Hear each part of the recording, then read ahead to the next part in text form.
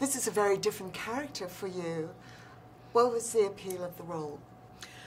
I just loved Lee from the second I read the script. I think I wasn't more than 5 pages in where I thought, oh, I like her quite a bit. And I didn't know why I liked her yet. But there was something, I found her fascinating.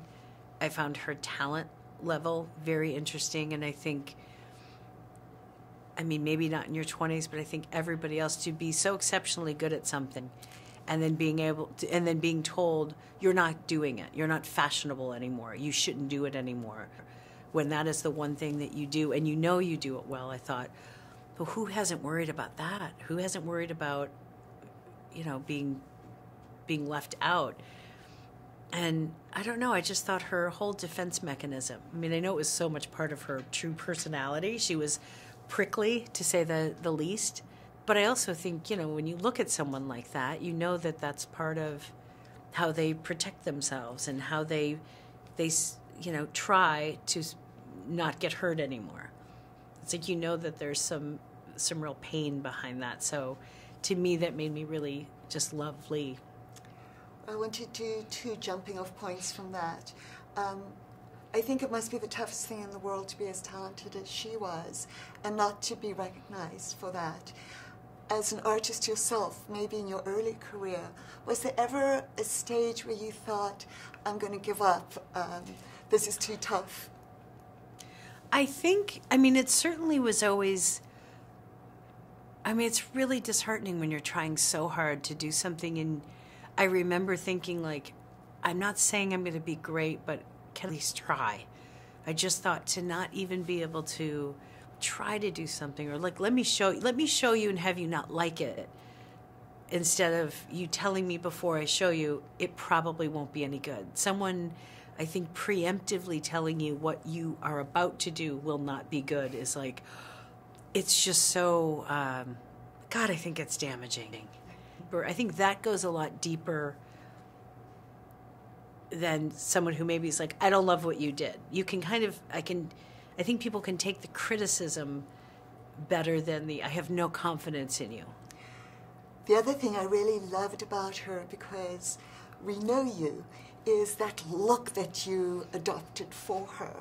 And I was wondering, is it more difficult to do the hair and makeup like that, or is it freeing than the more glamorous roles that you had done in the past? I think it's always, I think the look, hair and makeup, and I think posture and everything of a character always is dictated from the script out. You know, and you hope that you agree with the director and kind of see this singular vision. I just saw her. Oh, it's so fun to do. That, to me, like, building Lee was as fun as, you know, big curly wigs and lots of it's still coming up with, I always think of, like, I'm building a person. I mean, it's like a candy shop for me.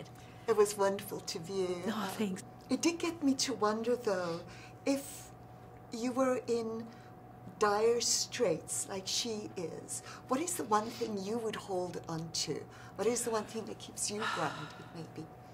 Well, I think as long as I knew if I had my family with me, anything else is possible. Mm-hmm. We can get through anything. Ben and I have always talked about, like, we could always get jobs. I'm like, I'm a great organizer. I can sew. I can always do something, and I would do whatever it takes. As long as we're together and I know where we are and we're okay, from there we just push forward. My item is my family. Was there ever a time when you were really young that maybe you took a little piece of candy, or have you ever been caught taking something? I stole a Chunky when I was like 4, which was, I don't know if you remember, it was like in the 70s, these like thick, it was like a chunk of chocolate called a Chunky. And my dad came down an aisle and I was sitting there like chewing it, and he goes, "What are you eating?" And he goes, "Oh, okay." Left, and I thought, oh, like, I got, you know, first of all, I was like, why did I just steal this? I'm insane. And I knew I shouldn't have done it. And then I thought, okay, I've gotten away with it. I'll never do it again. I feel I'm like in a full sweat. And then we got into the car, we're driving home, and my dad said, "Oh yeah, Missy had a candy bar." And I just remember my mom turning around. She's like, she did? And she said, where did she get that? And my dad said, oh, she had it in her pocket.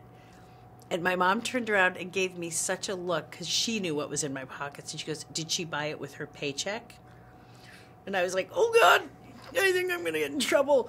And sure enough, we drove all the way home. My dad and sister got out, and my mom said, stay in the car. And she got in, went to the driver's seat. We drove back into town, and I had to go in with my quarter. And I was like, I was sobbing. And the guy behind the counter said, oh, that's okay. And my mom pounded on the glass. She's like, it is not okay. She stole something. So I had to push the quarter across the thing, and I learned my lesson. I think we all have that story Yes. in our past. Thank you so much for sharing, and really Thank lovely you. seeing you again. Thank you, too.